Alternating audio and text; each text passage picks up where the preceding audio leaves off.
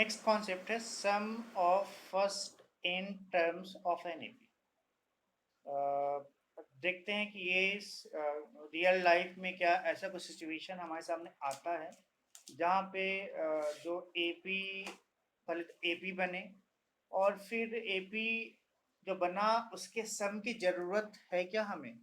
तो एक हम रियल लाइफ सिचुएशन को देखते हैं कि let us consider the situation again given in section 5.1 which Sakila put rupees 100 into her daughter's money। मान लो एक सेक्शन 5.1 में एक एग्जांपल था, उसमें शकीला नाम की एक ठीक है लड़की है और उसकी बेटी है और ठीक है उसके बेटी के लिए गुल्लक खरीद कर दिया हुआ है उसे। वो यहाँ पे क्या है कंडीशन, मीन्स ये कर क्या रही है कि Shakeela put rupees 100 into daughter's money box. 100 रुपया उसमें डालती है जब वो 1 ईयर ओल्ड थी तब। फिर जब उसका सेकेंड बर्थडे आया तो 150 डाला।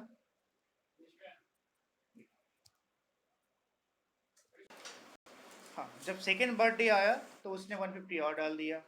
थर्ड बर्थडे आया तो उसमें उसने 200 डाल दिया। तो इस तरीके से जो गुल्लक है उसका, है ना, बच्चे का, उसमें ये हर बार कुछ इंक्रीज करके पैसे डालते जा रही है। तो निश्चित तौर पर पैसा उसमें बढ़ता जाएगा। तो हाँ ठीक है, how much money will be collected in the money box by the time her daughter is 21 years old. तो जब उसकी डॉटर 21 साल की हो जाएगी तो टोटल मनी बॉक्स में कितना अमाउंट होगा। ठीक है, तो अगर फर्स्ट ईयर कितना अमाउंट था, 100 था। सेकेंड ईयर कितना अमाउंट इन्होंने डाला, 150 डाला। थर्ड ईयर कितना डाला, 200, है ना। फोर्थ ईयर 250, ऐसे ही डालते गए। तो सारा पैसा क्या हो रहा है, उसी में ऐड होता जा रहा है ना। ठीक है, ऐड होता जा रहा है।